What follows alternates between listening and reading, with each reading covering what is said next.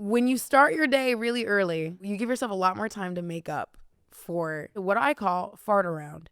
I need a lot of fart around time, okay? Otherwise known as piddling around, shuffling around like an old wizard. These are things that are important to me. I need the extra buffer.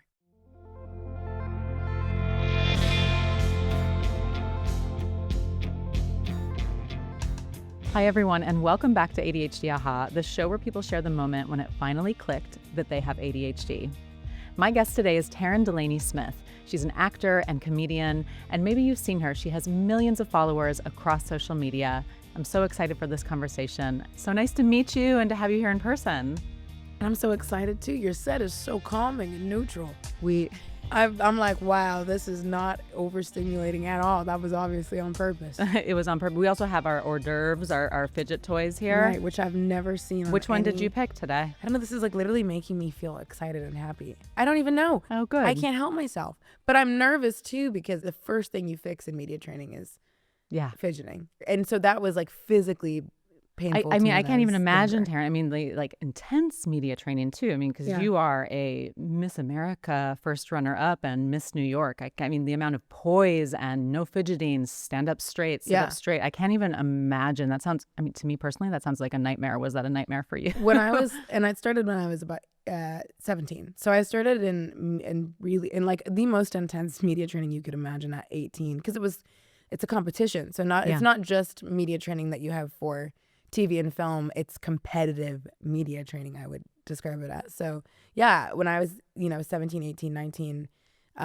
often feeling like I'm failing at something that I know I can be good at, which was interviewing and public speaking, and feeling like I was failing for things that were very difficult for me to curtail or change about myself, which was my natural want to like move, fidget, ramble. So I'm better at it. But right now, this is really unique and fun because I'm like, God, I wonder what it would have been like if, and when I was in school, I could have like done this, like played with things. That is so nuts. How did you manage to get through that though? The media training, what did you do? Was there like a trick that you had in your head or?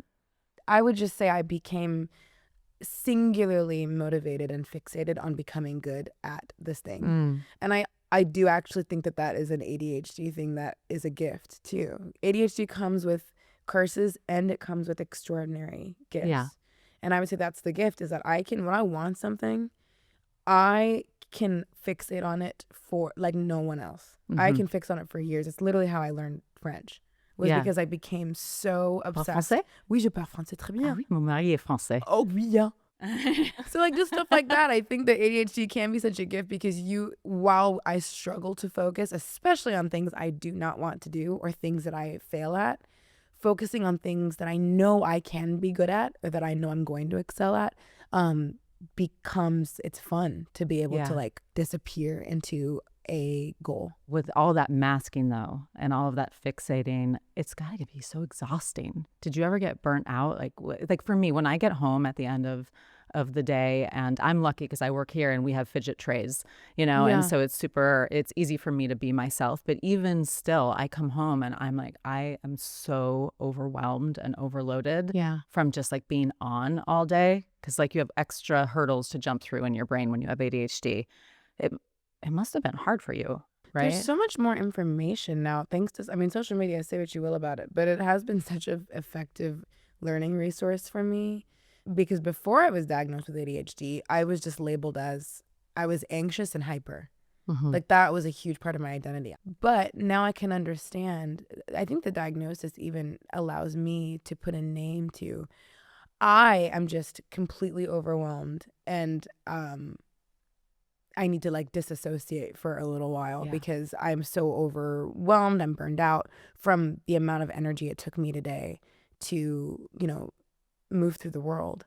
I don't know if that one's ADHD. Maybe that's just being a human. I don't know which is which. I think maybe a little bit of both. ADHD is real. And that's what a lot of what we're here to, to validate for our listeners is that the shame that you feel, the burnout that you feel, it is harder when you have ADHD. But yeah, it's also hard to be a human today in today's world. Yeah. And at a young age, I was diagnosed with a learning disability separate from ADHD. And so I do also think that we put a lot of stock in oh, well, it's just my learning disability. But that didn't always explain, like, why am I so anxious? And why do I have such intrusive thoughts when I'm trying to focus on something else? Well, let's talk about your diagnosis. Yeah. So you were diagnosed as an adult. Yes. Tell me what was going on. What led to your ADHD evaluation and diagnosis? Again, I always knew I was super hyperactive and anxious, especially becoming a young professional, going through college. I was acutely aware of my learning disability. And so I was always like, the last thing I need is yet another label that makes me feel bad about myself. So I'm getting my master's online at this point because of COVID. And I was working in a call center, which I was really failing at that job bad. And I started TikTok. And I start making videos as a comedian, and I start making funny videos and doing characters. They're very, very So funny. much fun. Everyone go check them out if you haven't heard them. Thanks. So like my second video I ever made went viral. So I hadn't really been online that long. And I started getting this comment over and over. We love an ADHD queen. Or people being like, I love to see another girly with ADHD out here. Like, we should meet up or we should get a drink, like ADHD Anonymous. And I was like, why do you guys think I've got ADHD? And I had joked to my mom, who just gave me a long look. Because my mom's been like, you should get tested for ADHD for like years. But I was like, whatever. And then I was like, fine. I happened to also be struggling with my mental health at the time. So I got therapy. And it was that therapist when I brought this up to her. And I'm like, and everyone keeps saying I've got ADHD. And my therapist was like, yeah, I can totally say they would say that because you are like a textbook case. I'm surprised you're surprised. And I was like, no, I'm not that surprised. But what I was surprised by was once I just was at peace with the label, how empowering that was. Yeah. Yeah. What changed in your brain with that label? I spent a lot of time feeling like I have to prove to people that I'm smart. You're parceling through a lot of shame all the time. And because, well, like, one, there are just things that are harder for you that do not seem to be hard to other people. Why? Why is this so much harder for me than the people around me? And then, like, why is being on time? Why is time management so difficult for me? Why? You were early for this interview. I was early for this interview. I'm looking at my camera. I was early, thanks. Working on that. I'm now 29. I've had some years to work on this. But yeah, why is time management so hard for me? Why do I feel like a mess all the time? And I can joke about it, and I do joke about it, but I would be lying to you if I said that there wasn't a constant kind of shadow behind me all the time of the shame of it, of things don't seem to come as easily to me as they do to people that I really respect and admire. Before we started the recording, we were chatting a little bit about growing up and being in school and just feeling dumb. Yeah. You had an IEP. Yes. An individualized education program, for those who don't know what that stands for the learning disability, specifically related to math. Right? Yeah. So I struggle with numbers. I don't know my times tables. Not for lack of trying. I've tried. I've got my fives down, and that's about it. Did you just say you have your fives down? Yeah, 5, 10, 15, 20, 25, 30, 35, 40. That's all you need. Yeah. Just round. The nines are the worst. No, nines are easy because you can use your hands like this. Have you used this trick before? Oh, no. Show me. 9 times 4. I go 1, 2, 3, 4 is 36. Stop. I got to teach my kids this. This is what happens when you're neurodivergent. You find ways to survive. I'm very good at calculating the tip on the bill now, but it takes me extra time. But, it's this level of everyone at the table, even as an adult, is watching me labor a little longer over the bill than them. These are these small things that when I was much younger were humiliating. Of course. And then kids are cruel, so they make sure it's humiliating. You know what I mean? People comment, they make fun of you, they make jokes. And being a funny kid, so much of my humor is derived from I was just trying to get the dig in before anybody else could. Yeah. So I was the first person to joke about me being stupid. It took me getting older to have people kind people, other grown-ups, being like, you're the person who's saying it first. A lot of the time, other people aren't thinking this. Yeah. But there are habits that you get into to survive and to cope and to feel all right. The shame is conditioned from a young age when you are behind your peers. And it's obvious. And it was weird because I would excel in other places in school. I was always, reading way above my school, my grade level. I was reading at like, a collegiate level when I was in high school. Wow. I loved Dickens. Mm-hmm. I loved Pride and Prejudice. Yeah. I was really excelling in some of these classes, and I was taking like college level French courses. I was doing really well linguistically. Mm-hmm. Language has always been a friend of mine. Yeah. And then numbers. It wasn't just that numbers were hard for me. It was concerning for my teachers, like how behind I was in math. There are a lot of different threads here, right? So you excelled in language, literacy. Yeah.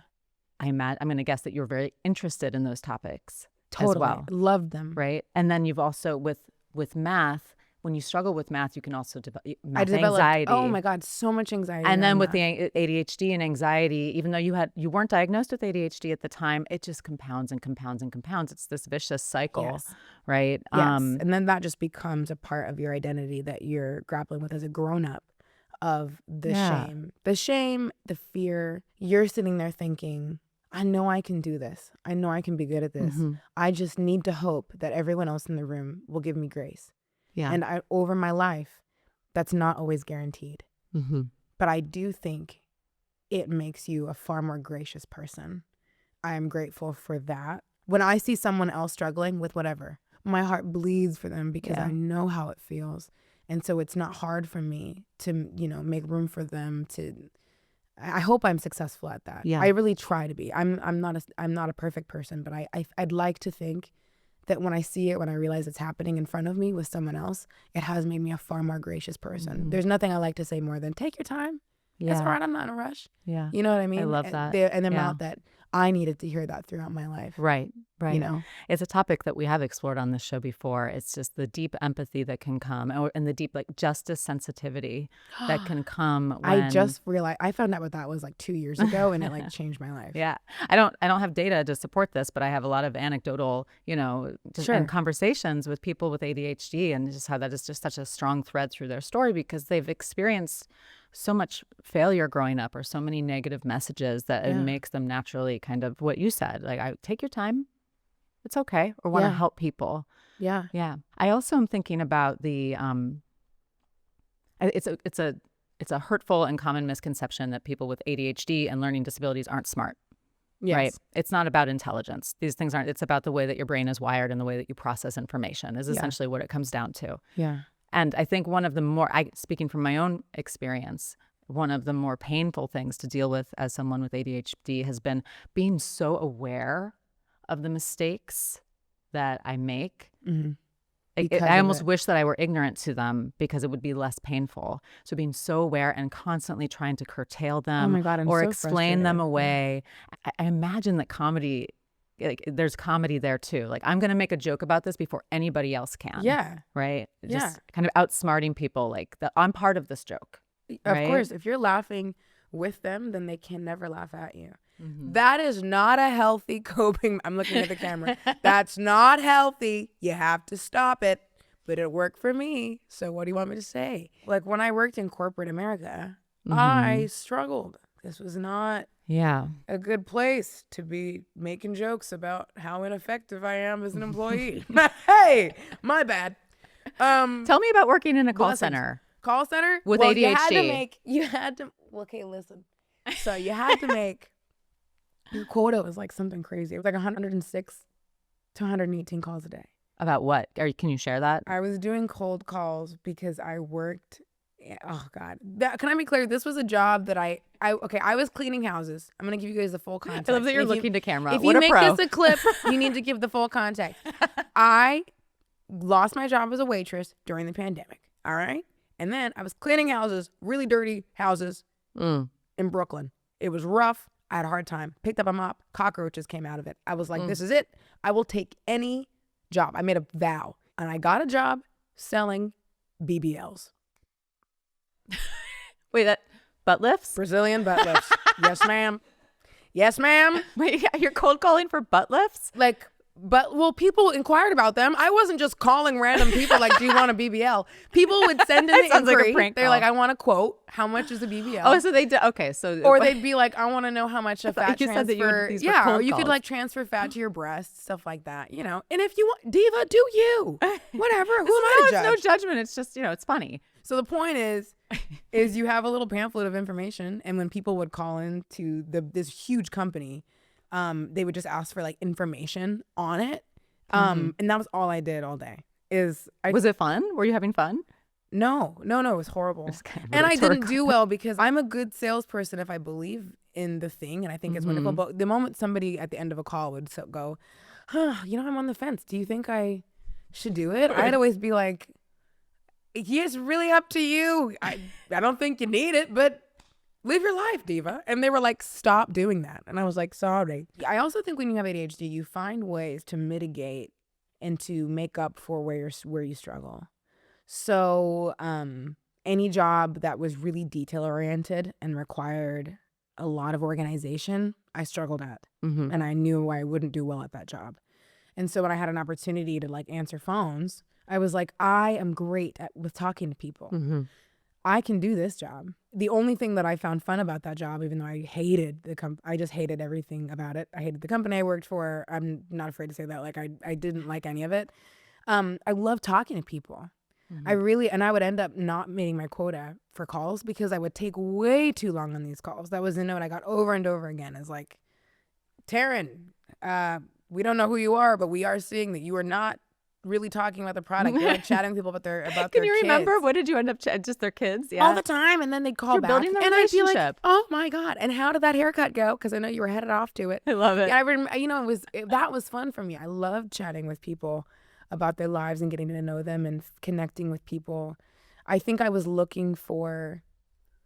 I wanted to just find my way in the world. I wanted to do something that mattered in the way that I at least was helping people, even just to feel all right, to feel good about themselves, whatever. You made so much meaning out of your call center job selling BBLs. I know. And I'm saying that. I mean that as a compliment. I'm not even trying to make a joke. This is important for people with ADHD to find a way to make this high interest and high value and really important, something that you can fixate on. And for you, it was the people relationships. That's really beautiful. That's one of the beautiful things about ADHD in my mind. Yeah, I suppose so. I think ultimately I thought, I need this job because I have to pay my rent. And there's that too. But ultimately, I was like, I have to find some kind of meaning in this to try to live in my purpose. And the only thing that I could find in that was at least I can make people feel wanted. Yeah. When I was a waitress, same thing. I was selling wings and bringing beer to tables. Yeah. But I loved waitressing. I did too. I waitressed for years. But it's, I think, my favorite job I've ever had. Me too. Was waitressing. Waitressing was my favorite job because I got to chat with people and I got to spend time with people. I would end up sitting at the table with people if I had and that's rewarded in that profession. Totally. Yeah. Totally. And so I think just over the years, I just always found my way. And you find jobs, roles, positions, opportunities where you can shine despite the odds. And I think that there's a perseverance that you develop with any form of neurodivergence because you know that you're special, that you can do something with your life. You just got to figure out what it is and how are you going to make it work, because there are some things we really struggle with that everyone else doesn't seem to be. So I have to find my niche. So tell me about the ADHD behaviors and symptoms that are the most challenging for you and how have they popped up in your life? So I would say time management I struggle with. It's hard. We live in a society in which being late is considered a disrespect and it is considered rude. I won't go off into the weeds about that, about is it disrespectful? Ultimately, it is the societal norm. To be on time is to show that you are reliable, you can take this seriously, and that you want to be there. That's the bare minimum. I know that that's true. Anybody listening to this podcast who struggles with time management knows you can still be late and very much want to be there. And it is very important to you. Trust me, I am just as mad at myself that I'm struggling to be on time, or that I struggle to do this and in the time that you want me to do it. I'm just as frustrated as you are, person who's annoyed at me for being bad at time Probably management. more frustrated. Probably more frustrated. And more stressed out about it. And Yes. more, yeah. And even more ashamed that I can tell that you think that this is not important to me because it is so important to me. That's something that follows me and has followed me throughout my life. And now I'm working on it there are a couple of things that I've done in the last even just year that have made a huge difference. And for me, going to bed really early. So like before, if you wake up late, you're still going to make your 10 a.m. meeting or whatever. But now you have a lot less time in the morning to what I call fart around. I need a lot of fart around time, okay? Otherwise known as piddling around, shuffling around like an old wizard. Keep going. These are things that are important to me. So if I wake up at 6:30, I now have like 2.5 hours of fart around time. Farting around. I need the extra buffer. Sometimes I'm just sitting looking at a wall like this. But guess what? Then I'm like, I have a meeting in an hour. Luckily, I've already been awake. I've had my coffee. I've eaten something. So waking up early helps actually a ton for me. Yeah. It has helped me. However, that requires you to plan almost 12 hours ahead because you got to go to bed at like 9 to make that happen. I don't know who you are or what's wrong. The reason you can't wake up at 6 is because you're up until 2 a.m. on your phone or doing a project. Stop. You don't need to hang that photo that's been sitting on your floor for the last month. Don't hang it right now. Even when you have ADHD, though, you see all these things like lying You're like, around. all You're like, these oh, I'm going to projects. do it now. I'm going to do it now. It's not a matter. Don't clean the bathroom at 11:45 p.m. You don't have the time. I got to stop watching reruns of ER every single night until like 1 a.m. Giving into those impulses while it feels good in the moment and it feels so important. I am absolutely someone who will start a project at 11 o'clock at night, 100%. At the time, I was like, this is it feels good. This is just who I am.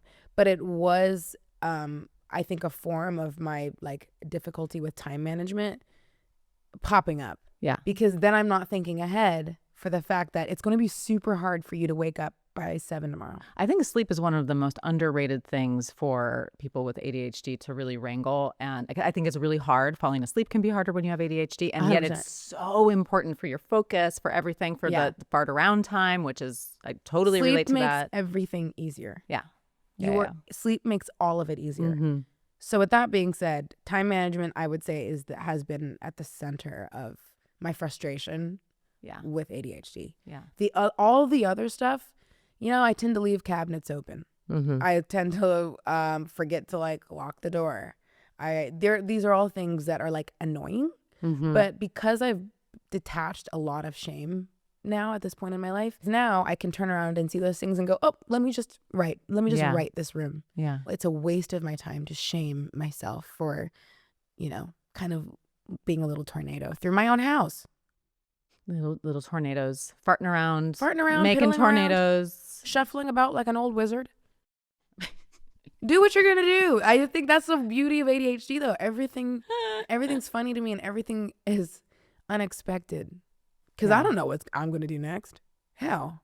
Have your time management challenges, have they caused any trouble in relationships, personal relationships, or like? Of course. Did you like walk on the stage late in Miss America pageant or something like that? No, never at a pageant. You've got like 28 people behind you, like they're gonna push you out. Yeah, they're like, get it together. But in my personal relationships, sure, of course, there are people in my life that like really value. For example, like you remembering their birthday, really important to them. Yeah, and it is a sign of that is not important to you that you can't remember that date.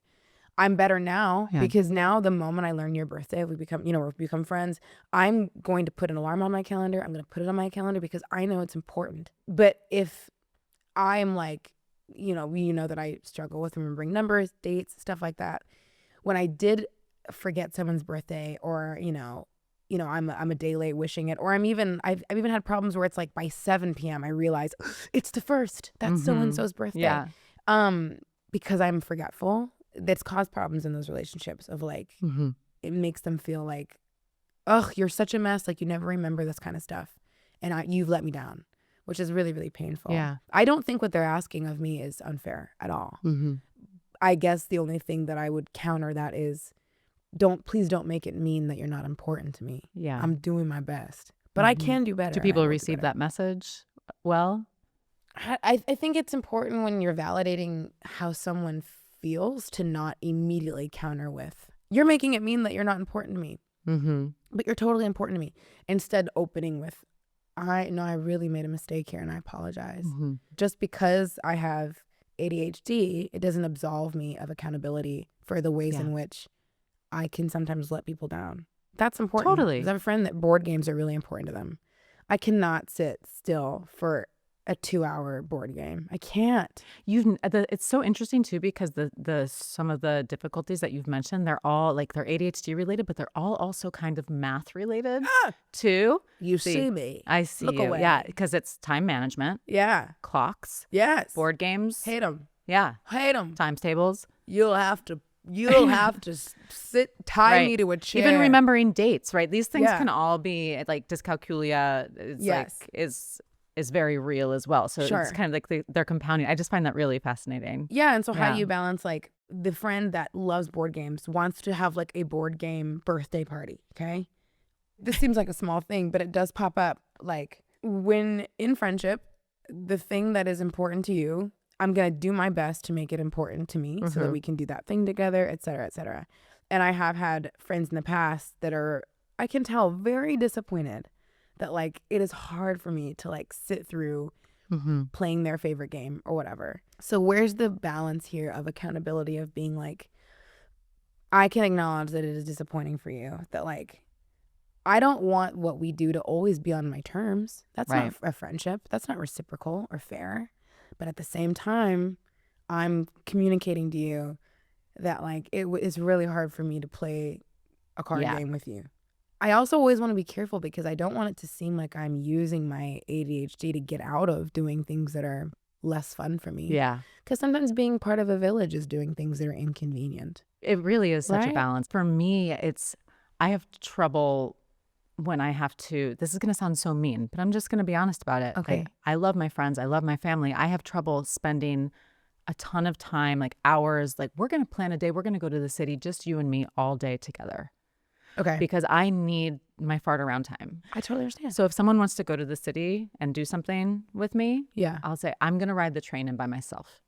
I see. And Wait, is this an ADHD thing or a human thing? this is a me thing. Yeah. But it's because it's mentally exhausting, and it's related to my ADHD. No, tell me, I'm listening. I get so exhausted when I want to give somebody my all for the moment that I'm with them. Yes. But if the time that would normally be my downtime where I can let my brain relax and I don't have to think about, like, focusing on the conversation, make eye contact, don't interrupt them, make sure you show that you're, like, a good friend, all these things that are in the back of my head and maybe other people's head. I need to ride that train by myself, be there, be 100% present with my friend who I care deeply about, and then I need to ride home by myself because I need to wind down because it's exhausting for me. I never considered this. I am like this a little bit. I understand why you're saying it's a mixture of human and ADHD, because there's some of it that is like, I want to be so connected to you when you're in front of me because I want you to feel and know that you're important to me. And some of the symptoms of my ADHD make it seem like when I have trouble focusing on X, Y, and Z, I'm very much like, squirrel, right? Totally. That's not me. I don't want you to make it mean that you're not important to me, Yeah. because you are. Yeah. Therefore, it takes extra energy to be in those spaces. So prioritizing alone time can feel mean. Well, I want to give you a chance, Taryn, to talk about what you're working on, what you're passionate about right now. You know, we were talking a little bit about justice sensitivity earlier. You're an advocate for, well, why don't you talk about some of the work that you're doing? Sure. I'm interested, though, before I talk about it. My understanding of justice sensitivity with ADHD, for me, it's just always explained why I get really fixated on, like, if I feel like I've been misunderstood, or like, okay, this is a really good example. You missed a meeting. And then you're like, I can't believe I missed that meeting. I'm so sorry. What happened? And then it finally comes back around that so-and-so Bill is like, oh, I never sent the invite. That would explain it. And then we all move on. And your part of you was like, I can't ask for it to be acknowledged that, like, so it's not, it wasn't your fault. Yeah. Like, Bill is like, oh, this was on me. But if Bill doesn't take the time to say, I apologize, I made a mistake.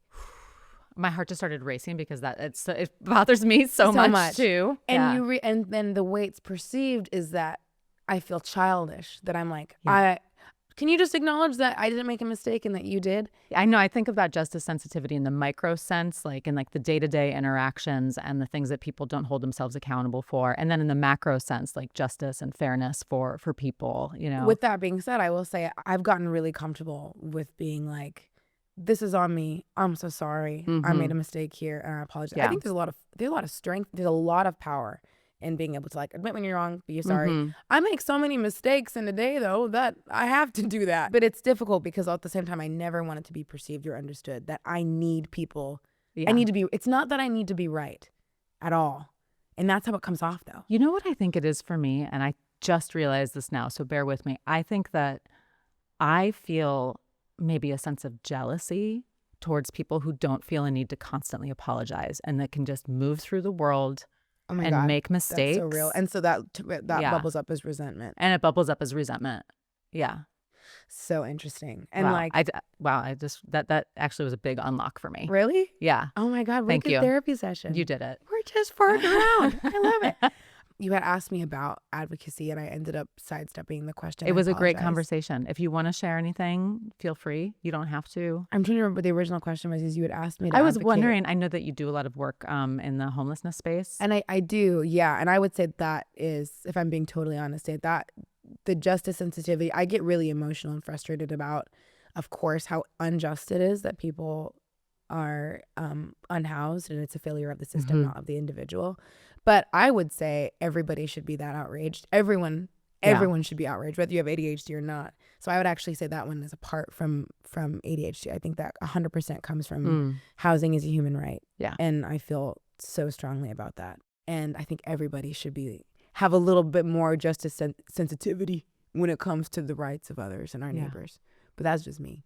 Is there anything that you want to share? Anything that's coming up? I have a book coming out October 20th. This is The Afterlife. It's based on my character, Denise, Heaven's Receptionist. If you know her or like her, then she has a book coming out. And if you don't, you can still totally read the book, you know. It is a book for grievers or for maybe the grief curious. And Denise takes you through what life is like in heaven. And it's a really easy, fun read, especially for any of y'all with a short attention span. Trust me, you could read it in a quick sitting, which I appreciate. Taryn, it's been so lovely to spend time with you. I really enjoyed this. Thank you for the advocacy. Thank you for coming on the show and for being candid and just being you. No, thank you. Great to spend time with you today. Thank you.